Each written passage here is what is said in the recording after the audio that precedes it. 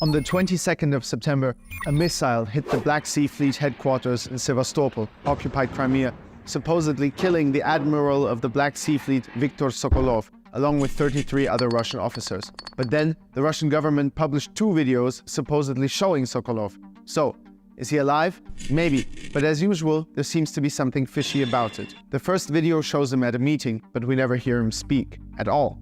So, it could be an old recording of him slid in or some other sorcery. The second video shows him speaking, but the video released on September 27th also shows Sokolov at an awards ceremony congratulating members of the Black Sea Fleet football team for their performance in the tournament, which already ended on September 18th. In an interview following the commentary, he supposedly comments on the strike on the headquarters and his own death, however without any clear mention of anything really. See for yourself. А что у нас случилось? У нас ничего не случилось, жизнь продолжается. Черноморский флот выполняет задачи, которые поставил на командование перед ним. Regardless, the Ukrainian side has vowed to double-check their sources on whether his death can in fact be confirmed. At this moment, anything is possible. But it's not really any use for Ukraine to just announce someone's elimination without it actually being true, because the whole point of the operation is to stop someone from doing their job. Of course, some people miraculously survive the most unsurvivable events. But for Russia, there's also a good reason to hide such a loss.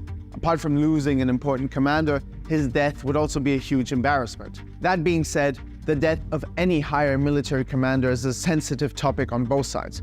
Sometimes it really isn't easy to know the truth. Actually, it quite often isn't that easy. So, welcome to Talking Tactics, where this week we want to give you a short overview of the highest-ranking Russian officers killed or presumably eliminated by Ukraine in the past 20 months of war. We also want to give a couple of examples of how contradicting information can spread in light of such events and how hard it sometimes is to know the truth. Anyway, down to business. The first to go was Andrei Sukhovetsky, Major General, Deputy Commander of the 31st Combined Arms Army, killed by a sniper in the Chernihiv region in late February, early March 2022. His death was confirmed by the Russian side. By the way, in the Russian army, the rank of Major General equals a 1-star or Brigadier General in a Western army. If you're not familiar with the ranking system, typically a full general has 4 stars and then it goes down. 3 for a Lieutenant General, 2 for a Major General, and a 1-star General is a Brigadier General. In the Russian army, it's a little bit different. As just mentioned, a Major General has 1 star, a Lieutenant General has 2 stars, a 3-star General is a Colonel General. A 4-star general doesn't exist. The rank is called Army General. He carries 1 star plus a red star wrapped in a laurel wreath. Anyway, back to the topic at hand. Second to go was Major General Andrei Kolesnikov, commander of the 29th Combined Arms Army of the Eastern Military District, deployed before Ukraine in Syria, killed on the 11th of March. Third was Oleg Mityaev, who also held the rank of Major General and was commander of the 150th Motorized Rifle Division. He was killed in the battle for Mariupol on the 15th of March. The Azov battalion claimed responsibility for Mityaev's death, which was also indirectly confirmed by pro-Russian Telegram channels. Major General Vladimir Frolov, Deputy Commander of the 8th Guards Combined Arms Army, killed on April 10, 2022. The circumstances of his death are not clear, however the Russian side has confirmed his timely demise. Number 5, Major General Andrei Simonov, Deputy Chief of the Electronic Warfare Troops of the Russian Armed Forces. He was eliminated on April 29, 2022 near the town of Izyum, after an artillery strike on the command post of the 2nd Combined Arms Army. Kanamat Botashev, a retired Air Force general who participated in the war as a member of the PMC Wagner. Botashev's Su-25 was shot down by the armed forces of Ukraine on the 22nd of May. The Russian side also confirmed his death. Lieutenant General Roman Kutuzov, killed in action on the 5th of June, first Deputy Commander of the 8th Guards Combined Arms Army. Also served as commander of the 1st Army Corps fighting under the flag of the so-called Donetsk People's Republic. Killed in Nikolaevka in Luhansk Oblast. His death also confirmed by the Russian side. Major General Dmitry Ulyanov, killed on the 6th of February 2023. Ulyanov was in fact previously retired, but reinstated as commander of a regiment formed from mobilized men from Tatarstan. Major General Sergei Garyachev. At the beginning of the invasion, Garyachev was commander of the 5th Tank Brigade before being promoted to Chief of Staff of the 35th Combined Arms Army.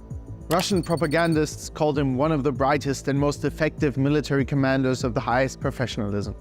He died on June 12th, supposedly by a Storm Shadow missile strike in the region of Zaporizhia. Number 10, Oleg Tsokov, Deputy Commander of the Southern Military District. He died in a strike on the 58th Army's Reserve Command Post in Berdyansk during the Ukrainian counteroffensive in July. There are a couple of more complicated or contested cases. Vitaly Gerasimov, not to confuse with Valery Gerasimov, the Chief of General Staff. Lieutenant General Vitaly Gerasimov served as the first commander of the 41st Combined Arms Army of the Russian Federation. His death on March 7, 2022 near Kharkiv was reported by the main intelligence directorate of Ukraine. This was later even confirmed by the investigative media platform Bellingcat. However, he was later allegedly seen at the awards ceremony of the Order of Alexander Nevsky, so whether he's really dead is unknown.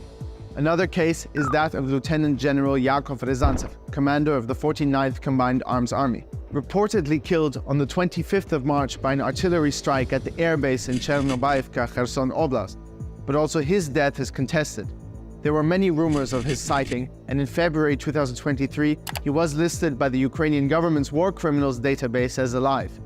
Anyhow, if you're asking yourself how come so many Russian generals have died in the war, well, there are a couple of answers as usual.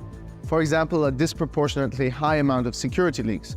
Another is the fact that in the Russian army, lower-ranking generals are supposedly forced to take a hands-on approach due to low morale and discipline. Another reason for so many generals being so close to the front line is that they lack an efficiently centralized command structure like in Western armies, where the whole war is navigated on one platform. So there is a large need for some sort of authority figure on the ground to avoid everything descending into chaos. It's hard to know exactly, and like in most cases, there's probably a bit of truth in all these theories. Anyway, we hope that we are able to show you that being a high-ranking Russian officer involved somehow in the illegal and brutal invasion of Ukraine is a dangerous job, and we do not recommend it. Thanks for watching Talking Tactics. Hit like and subscribe, and see you next week. Also, you can follow us on Telegram to always stay up to date with the latest news from Ukraine.